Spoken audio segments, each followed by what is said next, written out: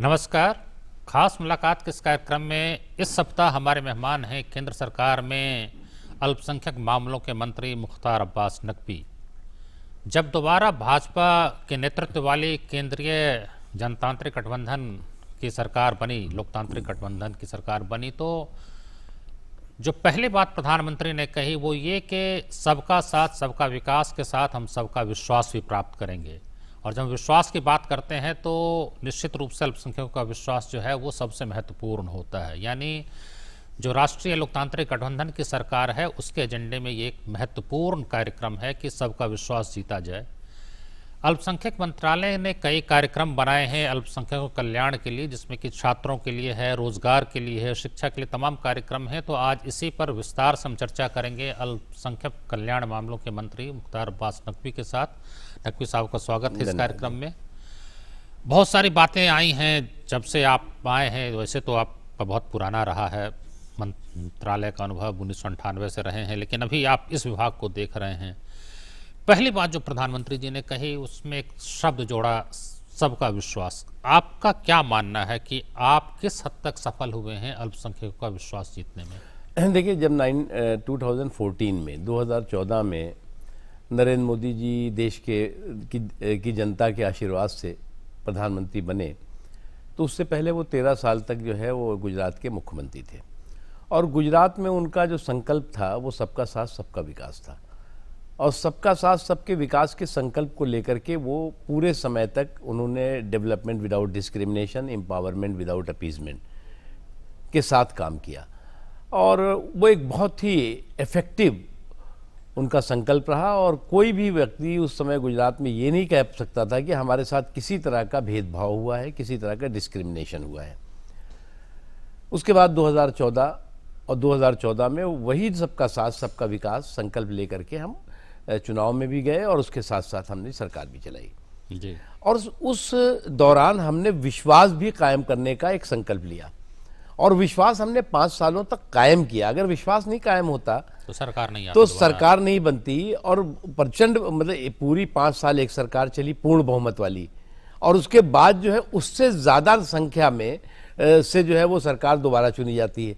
तो यानी विश्वास कायम हमने 5 सालों में कर दिया। और करने के बाद हमने विश्वास जोड़ा, जैसे सबका साथ सबका विकास करने के बाद हमने कि विश्वास पहले ही मिल चुका था, लेकिन आपको जो है वो पहले आपने कहा नहीं, बाद में राइट का अब उसको हमें और मजबूत करना है। जैसे सबका साथ सबके विकास को हमें उस समय 5 सालों में और मजबूत किया, इसको और मजबूत करना है।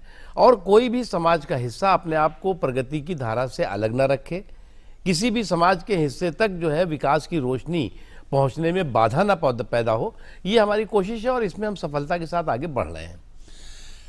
अभी हम कुछ विकास की बात कर लें, फिर विश्वास के बाद में हम फिर से दोबारा आएंगे कि आपने बहुत सारी, मैं आपकी ये पुस्तिका भी देख रहा था कि काफ़ी इसमें योजनाएं आई हैं कि छात्रवृत्ति की हैं, मैट्रिक के पहले की छात्रवृत्ति, फिर बाद की छात्रवृत्ति, फिर हुनर विकास के लिए तमाम तरह की उसमें योजनाएं अपने।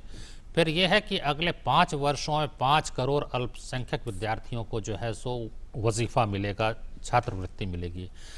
अधिकतर कार्यक्रमों में होता यह है कि योजनाएं बन जाती हैं लेकिन कार्यान्वयन नहीं हो पाता, कागजों पर रह जाती है। किस हद तक आप जो है देख रहे हैं कि ये जो है कार्यान्वित हो रही योजनाएं? ये बात देखिए आपकी सही है, इससे मैं पूरी तरह से सहमत हूँ कि बहुत एक परसेप्शन भी है, एक ऐसी धारणा भी बनी हुई है कि अब सरकार के जो है वो जो घोषणाएं होती है वो कागज़ पे ज़्यादा होती है और ज़मीन पे कम दिखती है।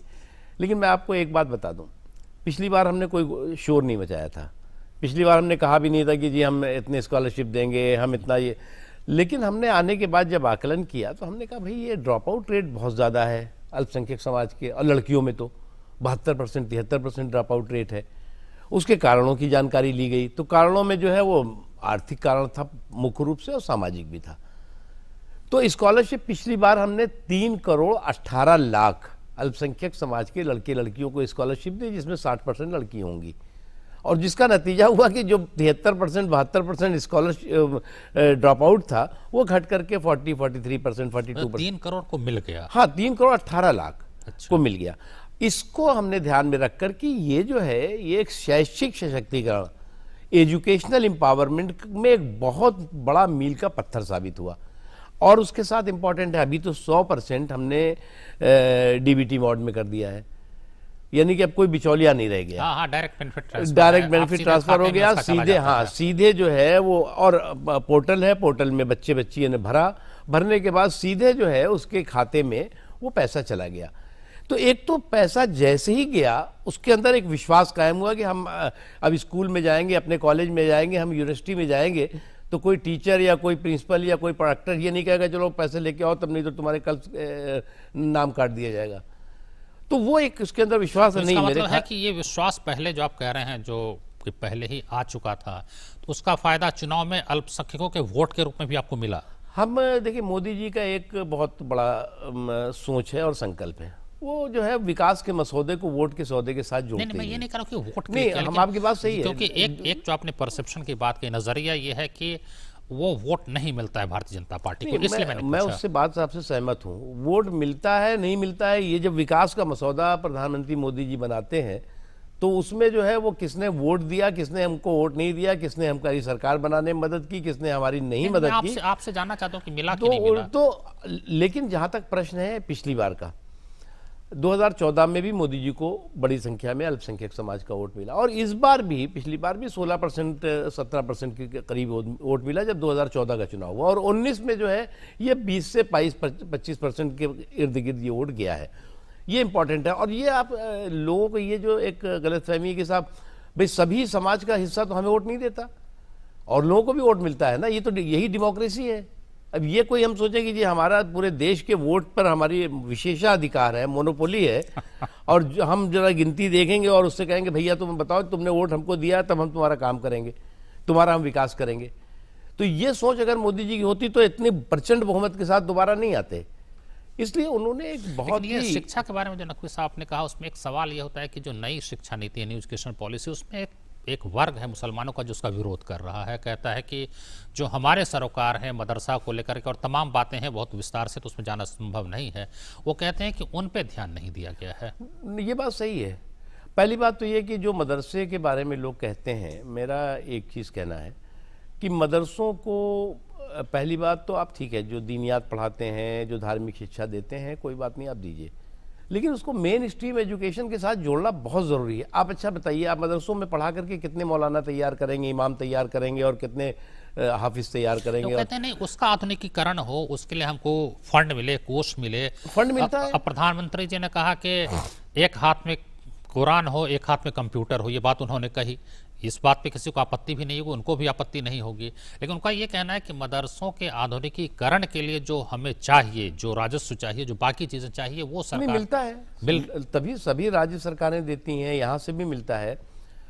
लेकिन एक चीज़ तो है कि उनको अपना लेखा जोखा तो देना पड़ेगा।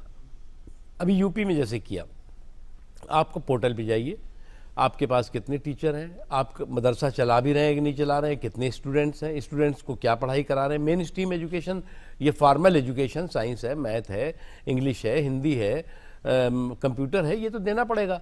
पहले वो कोई लेखा जोखा नहीं देते थे। नहीं, पहले नहीं देते थे, और उसमें उनको करोड़ों रुपए का वो भी मिलता है, ग्रांट भी मिलती थी। हमने इसीलिए उनको 3T का एक फार्मूला उस समय भी दिया था। हमने कहा टीचर, टिफिन, टॉयलेट। हमने कहा कि आप कहते हो हमारे पास टीचर नहीं है, हम टीचर आप क्योंकि उनको लगता है कि साहब ये यहाँ से बाहर से कोई टीचर आ रहा है तो पता नहीं हमारे मदरसे में क्या करेगा आकर के। तो मैंने उनको बहुत बार कहा, मैंने कहा तुम्हें छुपाने के लिए क्या है भाई, क्यों छुपा रहे हो आप? अरे कोई आ रहा है तो फिर भी हमने उसको भी, उस रास्ते को भी ख़त्म किया। हमने कहा कि ऐसा है कि आप सीधे सीधे आप अपने यहाँ टीचर भेजिए, अपने टीचर को, हम उनको ट्रेन कराएंगे, और ट्रेन कराने के बाद आप जो है वो आपके यहाँ जो है वो फॉर्मल एजुकेशन वो दे सकेंगे। उसके अलावा जो है वो कभी बहुत सी शिकायतें आती थी कि साहब हमारे यहाँ मिड डे मील नहीं मिलता बच्चों को। हमने कहा कि अगर आप कहेंगे तो आपको हम उसकी भी व्यवस्था करेंगे, टिफ़िन के जो था। और टॉयलेट, हमने कहा देखो सफाई बहुत ज़रूरी है, तो बहुत से लगभग बड़ी संख्या में मदरसों में टॉयलेट का निर्माण अभी हम लोगों ने पिछले 5 सालों में किया है, जो अभी आगे भी हम करेंगे। हमारा मानना है कि मदरसों को केवल एक हम इग्नोर करके छोड़ दें और ये सोचें कि साहब मदरसों में जो एक्टिविटी है सब कुछ ठीक नहीं हो रही है, तो ऐसा नहीं है, कुछ मदरसे बहुत अच्छा काम कर रहे हैं, मदरसों का इतिहास है आज़ादी से लेकर। मकसद तो उनका अच्छे काम के हाँ, लिए ही मकसद था। अच्छे काम अब का वो है, लेकिन आरोप कुछ जो आजकल लग रहे अब होते हैं, वो वो तो लगता है हर भटकाव हर है। जगह होता है भाई। 90% अच्छे काम होते हैं, तो अगर 10% भी किसी ने गड़बड़ किया तो वो सब के सब एक मछली सब पूरे हाँ, तालाब नहीं, को कुछ गंदा ऐसे करती है। कुछ तो हमें ये दुष्प्रभाव चीज भी ध्यान पड़े रखनी चाहिए। हैं। हाँ, वहाबी आंदोलन आया, बहुत तरह के हाँ, आंदोलन बहुत आए। से आंदोलन है, बहुत से आंदोलन। उसमें खैर वो तो एक अलग मुद्दा है, उस पर जी भी जाने की जी। जरूरत नहीं है। मतलब ये आपका कहने का मतलब कि जो योजनाएं बनी हैं उसका लाभ उन तक पहुंच रहा राइट, है, बिल्कुल। और पारदर्शिता के साथ। यही आप देखिए, कह रहे हैं आप कि एक हाँ, बात जब देखिए, हिसाब देते हैं तो पारदर्शिता आप के साथ विश्वास वहाँ की तक- बात देखिए। जी। आप क्योंकि बहुत पढ़ते लिखते हैं, आपका एक बहुत समाज की पर पैनी नज़र रहती है कि जो कुछ हो रहा है। मैं आपको एक बात बताऊं, मोदी 2 जो दूसरी सरकार बनी, विश्वास पे आप कह रहा हूं, ट्रिपल तलाक पास हुआ इसी में, और 370 जैसी मतलब दशकों जिसके पुरानी बारे में ये धारणा थी कि वो खत्म हो ही नहीं सकता थी, है। वो खत्म हुई। और खत्म हुई विश्वास का ही नतीजा है कि पूरे हम लोग भी बचपन में सुनते हैं, अगर 370 पे हाथ लगाया तो आग लग जाएगी। हम नहीं, ये मतलब सोशलिस्ट लीडर कहते थे, कम्युनिस्ट लीडर कहते थे, जो भी सो कॉल सेकुलर लीडर कहते थे, अकेली बीजेपी या जनसंघ थी कहती थी भाई खत्म होना चाहिए उस समय। हाँ, बाबा साहब भीमराव अंबेडकर ने, डॉक्टर हसन, लेकिन ये है कि मतलब देश में कोई विरोध नहीं हुआ। नहीं, बहुत अच्छी बात आपने कही। हाँ, इसी में तो मौलाना हसरत मोहानी ने भी कहा, डॉक्टर भीमराव अंबेडकर ने भी कहा, डॉक्टर राम मनोहर लोहिया ने कहा, श्यामा प्रसाद मुखर्जी, एक लंबी श्रृंखला थी कि भाई ये 370 जो है वो कश्मीर के लिए भी ठीक नहीं है और देश के लिए भी नहीं है। नकवी साहब, लेकिन खत्म हो गया। आप बताइए, पूरे देश ने इसका स्वागत किया कि नहीं किया? यही मेरा सवाल यही है। यही बहुत सारे मुसलमान कह रहे हैं कि जो राजनीति में है उनकी बात छोड़ दीजिए, गुलाम नबी आज़ाद ने क्या कहा या किसी मुस्लिम लीडर ने क्या कहा, आम आवाम जो है मुसलमानों के बीच जो कोई किसी आदमी ने उसका विरोध सड़क पे आकर नहीं किया। बिल्कुल सच है ये। तो ये उनका ये कहना है कि हम तो देश के साथ हैं, राष्ट्रहित के साथ काम करते हैं। लेकिन 3 तलाक में उनका यही कहना है कि उस संप्रदाय को, उस समुदाय को विश्वास में नहीं लिया गया। ये कहा गया कि सुप्रीम कोर्ट के फैसले के बावजूद वो जारी था, तो आखिर अगर उसको आप अपराध नहीं बनाएंगे तो रुकेगा कैसे। उनका कहना है कि 498A तो है ही, डोमेस्टिक वायलेंस एक्ट तो है ही, तो फिर आपने ऐसा क्यों किया? जो कि वो सैदुद्दीन ओवैसी तर्क दे रहे थे कि भाई क्राइम में क्या है, एक्टा सीरियस मेन सीरियस, मतलब काम होना चाहिए, नियत होनी चाहिए। तो यहाँ काम तो हुआ नहीं, वॉइड एब इनिशियो, शुरू से ही वो माना गया कि सुप्रीम कोर्ट के फैसले के बाद 3 तलाक वो है ही नहीं। तो जब वो काम ही नहीं हुआ तो आपने उसको अपराध क्यों बना अच्छा, दिया? ये बताइए, किससे चर्चा करनी चाहिए? स्टेक होल्डर कौन था? स्टेक होल्डर महिलाएं हैं, नंबर 1। स्टेक होल्डर जो कोर्ट में गई थी और कोर्ट में जा करके जिन्होंने की एक रेमेडी कोर्ट ने उनको दिया और कहा कि 3 तलाक जो है वो अनकॉन्स्टिट्यूशनल भी है और इनलीगल भी है। अब ये बताइए कि कत्ल कॉन्स्टिट्यूशनल है क्या? वो भी अनकॉन्स्टिट्यूशनल है। चोरी कॉन्स्टिट्यूशनल है क्या? बलात्कार कॉन्स्टिट्यूशनल या कानूनी है क्या? आतंकवाद कॉन्स्टिट्यूशनल या कानूनी? सबके लिए कानून तो है ना भैया। आपका तो जी की जरूरत क्या है? जब कत्ल जो है गैर कानूनी है तो कानून की क्या जरूरत है? दूसरे कानून हैं, उनसे आप इस समस्या का निदान नहीं, ढूंढ सकते आप थे। बिल्कुल एक वैक्यूम नहीं छोड़ सकते, किसी भी चीज़ के लिए वैक्यूम नहीं छोड़ सकते, और ये ज़रूरी था। और हमारा मानना है कि इसको बाय एंड लार्ज, हम कुछ लोगों की बात नहीं करते, कुछ लोग तो समाज में होते हैं और उनके अपने उनके बैगेजेस होते हैं, वो उनको छोड़ दीजिए आप। लेकिन जनरली लोगों ने सपोर्ट किया। एक चीज़ आप लोग भूल जाते हैं, पिछले बार मोदी जी के विश्वास की बात मैं कह रहा हूँ, प्रधानमंत्री पर विश्वास जो है देश का या सरकार पे, आप कब से, मैं तो बचपन से सुनता आता था हज सब्सिडी साहब, ये कि गाली खूब मुसलमान खाते थे कि साहब ये हज सब्सिडी लेके जाते हैं हज करने, इनके हज बंद करो, ये करो वो करो। एक झटके में हज सब्सिडी खत्म कर दी गई। मुझे भी डर लग रहा था कि अब तो बवाल बहुत होने वाला है, इसको तो लेकर के कब से हम सुनते आ रहे हैं कि साहब। आपको इस बात का मुझे बहुत संतोष है कि पूरे देश ने, मुसलमानों ने इसका स्वागत किया और कहा कि आपने हज की भी चर्चा करें।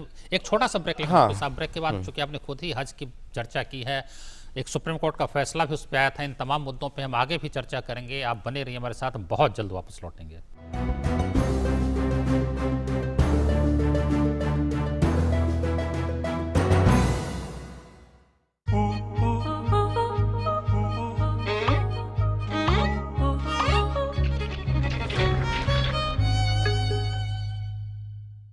इन शहरी बस्तियों में अब राष्ट्रीय शहरी स्वास्थ्य मिशन हरियाणा के तहत शहरी प्राथमिक स्वास्थ्य केंद्रों के माध्यम से गर्भवती की जांच व सुरक्षित प्रसव की मुफ्त सुविधा उपलब्ध करवाई जाती है, ताकि आपकी ममता और खुशियां कायम रहें। तो याद रखिए, गर्भवती का नाम तुरंत दर्ज करवाएं, उसकी पूरी देखभाल करें और डिलीवरी अस्पताल में ही करवाएं।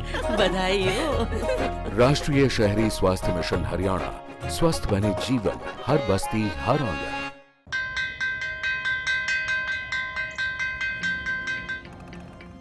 पहला अक्षर अ रट लो तो वह से एक विद्वान होगा। पक्की होगी बुनियादें तो ह से हिंदुस्तान होगा।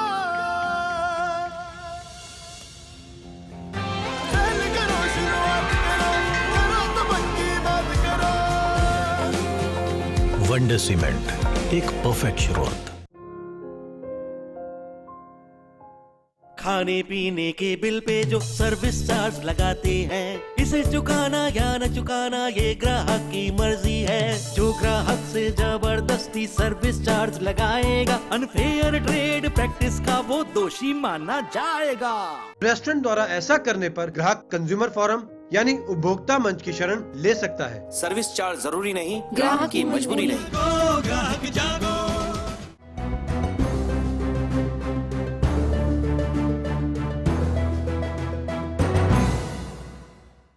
अंतराल के बाद फिर से आपका स्वागत है। इस कार्यक्रम में हम बातचीत कर रहे हैं केंद्रीय सरकार में अल्पसंख्यक कल्याण मामलों के मंत्री मुख्तार अब्बास नकवी के साथ। नकवी साहब, आप अभी चर्चा कर रहे थे वो ट्रिपल तलाक और फिर हज की भी आपने उसमें चर्चा कर दी।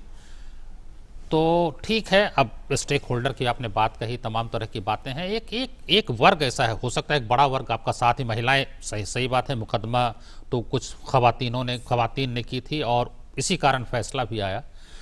अब ठीक है, स्टेक होल्डर कौन है नहीं है वो बात अलग है, लेकिन हज की आपने चर्चा की। हज में एक फैसला सुप्रीम कोर्ट का आया और उसके आधार पे आपने एक हाई पावर्ड कमेटी भी बना दी और जिन लोगों ने अनुशंसाएं जो की थी आपने उसको अच्छे से लागू किया और उसकी बड़ी तारीफ भी की गई।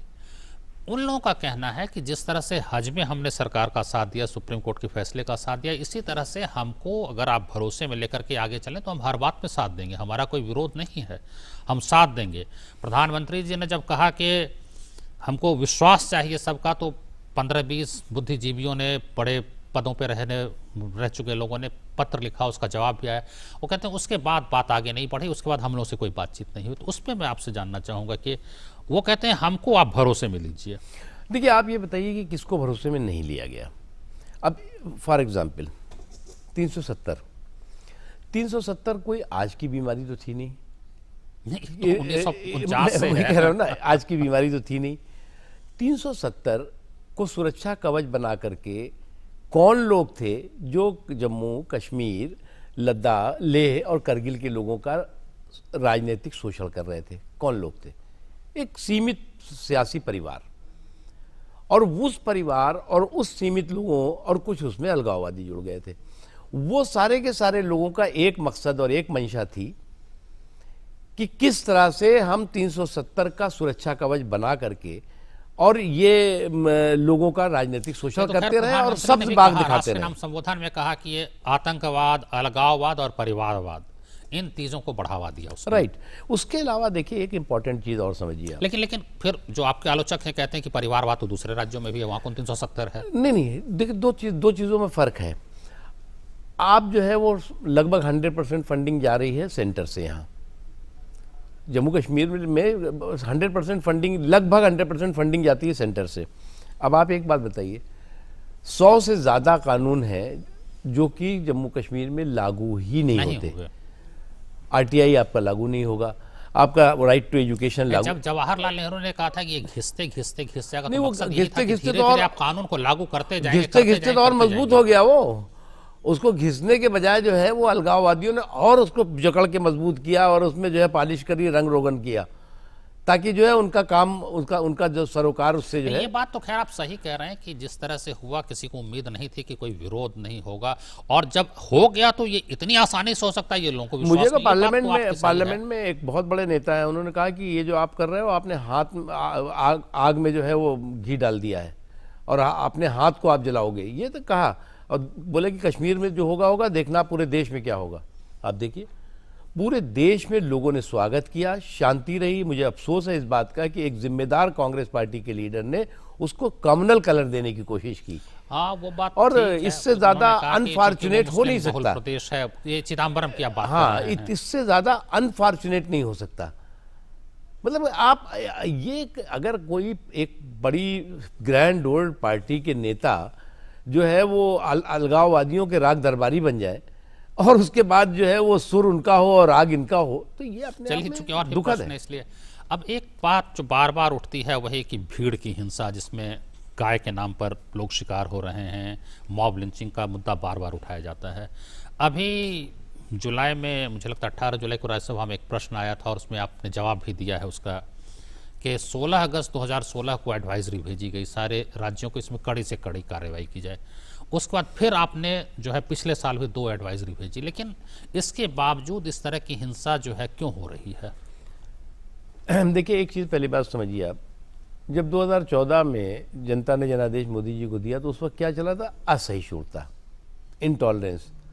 इंटॉलरेंस के बाद जो है वो एक अवार्ड वापसी मंडली खड़ी होती है, सामने आती है और उसके बाद कहती है जी मोहनजोदड़ो हड़प्पा की खुदाई से निकाल निकाल के अवार्ड दिखाए गए कि साहब ये अवार्ड जो है हमको अंग्रेज़ों ने दिया था, मोदी जी वापस ले लो। गायब हो गई है असहिष्णुता। अब उसके बाद 2019 के बाद हमें खुद ताज्जुब हो रहा था कि ये मंडली गई कहाँ, ये कोप भवन में चली गई थी। और उसके बाद ये 1 महीने 1.5 महीने के बाद थोड़ा सा होश आया इनको, डिफीट के डिप्रेशन से बाहर निकले, तो उसके बाद इन्होंने चिट्ठी लिखनी शुरू कर दी, एक चिट्ठी लिख डाली। हाँ, मैं इस बात से सहमत हूँ कि किसी भी तरह का क्राइम एक्सेप्ट नहीं हो सकता, किसी भी तरह के क्रिमिनल एक्ट को कानून के दायरे में कड़े से कड़े कानूनी प्रावधानों के तहत कार्रवाई होनी चाहिए। अब आप कहते हैं कि लिंचिंग, 3-4 घटनाएं हैं मैक्सिमम, एक है हरियाणा की, दूसरी है राजस्थान की, तीसरी एक यूपी की छोटी सी घटना थी और 5वीं झारखंड की। इन 5 में 12 घंटे से 24 घंटे के अंदर कार्रवाई होना एक छोटी बात होती है। जो भी इसमें कल्प्रिट थे उनको गिरफ्तार किया गया, 6-6, 8-8 महीने उनकी बेल तक नहीं हुई है और उसमें कार्रवाई हुई। लाइन ऑर्डर जो है स्टेट का सब्जेक्ट होता है, हम जानते हैं, हम लोग बार बार उसको स्टेट को, होम मिनिस्ट्री स्टेट्स को एडवाइजरी भी देती रहती है और कहती भी रहती है, लेकिन ये कोई पॉलिटिकल इशू नहीं है।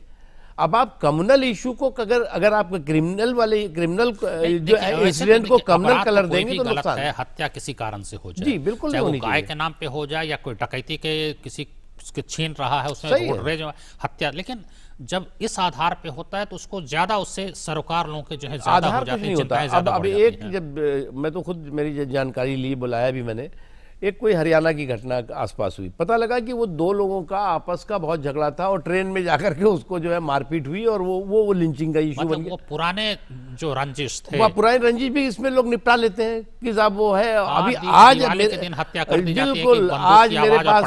आज मेरे पास एक ही धर्म के का एक व्यक्ति आया, कहने लगा साहब ऐसा है कि हमारा उससे दुश्मनी थी, मैं उसमें गवाह था उसके कत्ल के केस में, मुझे जो है वो मेरे ही रिश्तेदार ने फोन करके 100 नंबर पे शिकायत करी कि इनके यहाँ जो है वो गोहत्या हो रही है और मुझे पुलिस आके पकड़ ले गई। ऐसे वीडियो आए ना कि जय श्री राम बोलो, ठीक है उनकी संख्या हो सकता है 0.001% हो, मैं नहीं कह रहा हूँ कि कोई बड़ा तबका कर रहा है, वो फ्रिंज एलिमेंट ही है, लेकिन वो करता है तो बदनामी तो होती है। नहीं, मैं सहमत हूँ उससे। देखिए क्या है कि गाँव में आप लोग भी जानते हैं, गाँव हो, शहर हो, मोहल्ला हो, हर जगह राम राम जी कहते हैं। अरे भाई तुम्हें राम राम जी पसंद नहीं है तो अब राम राम जी चिढ़ने का क्या मतलब है इससे? ये तो आपके हिंदुस्तान की संस्कृति और संस्कार का हिस्सा है। वो बात ठीक है संस्कृति, लेकिन ये बात है कि किसी को कोई चिढ़ हो, आप चिढ़ाइए नहीं। चिढ़ाने वाली बात है, चिढ़ाना नहीं चाहिए, वो नहीं होनी चाहिए। तो चूंकि अब बहुत ज़्यादा तो हम इस पर आगे नहीं जा पाएंगे, तो मैं यही फिर ये कह रहा कि जो आपने कहा कि विश्वास हम पहले ही हासिल कर चुके थे और उस विश्वास को हासिल करने के क्रम में हम और आगे बढ़ रहे हैं, तो और आप किस तरह से उनको भरोसा दिलाएंगे कि बिना भेदभाव के जैसे हम करते रहे? आपने जैसे प्रधानमंत्री ने बार बार कहा था कि हम मकान दे रहे हैं, 1 से 25 तक हमने नहीं पूछा कि तुम किस धर्म के हो, किस जाति के हो, हमने दे दिया, फिर 26 से 50 है, तो निश्चित रूप से उसका लाभ तो सबको मिलेगा। तो इस तरह से क्या क्या है जिससे आप एकदम कहा जाए कि ठोस संकेत देंगे कि भाई बिल्कुल कोई जो है सो भेदभाव नहीं देखिए हो सकता है। जो सरकार है हमारी वो समावेशी संकल्प के साथ काम कर रही है, और पिछले साल भी किया, पिछले 5 सालों में भी किया और अभी भी करेगी। जी। और जो समावेशी संकल्प है वो समावेशी संकल्प जो है वो बहुत साफ होता है कि इसमें कोई भेदभाव नहीं, उसमें कोई ये नहीं कि तुम कहाँ के हो, किस क्षेत्र के हो, किस जाति के हो, किस धर्म के हो, किस इलाके के हो। तुम्हारे लिए जो विकास की योजनाएं हैं, अगर पक्के मकान बनेंगे तो तुम्हारे भी बनेंगे, गरीब हो तुम, ज़रूरतमंद हो तुम, आर्थिक रूप से कमज़ोर हो तुम, बिजली तुम्हारे यहाँ भी जाएगी, पानी तुम्हारे यहाँ भी पहुँचेगा, सड़क तुम्हारे यहाँ भी पहुँचेगी।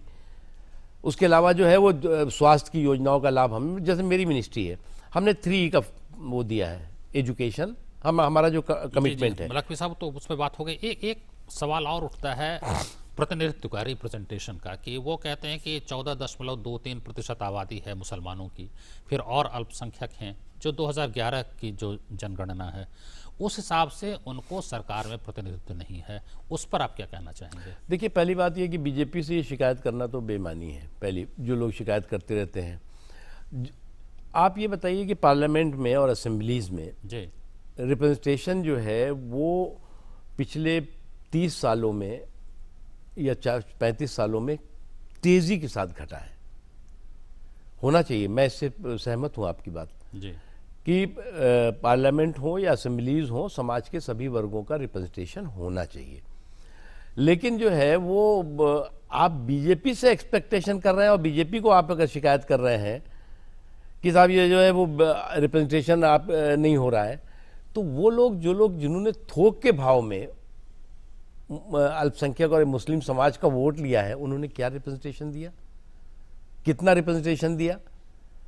अब ये लोग तो वो ये तो नए समावेशी ये तो नया इनका सेकुलरिज्म है कि रूम में जो है वो टोपी और रोड पे तिलक।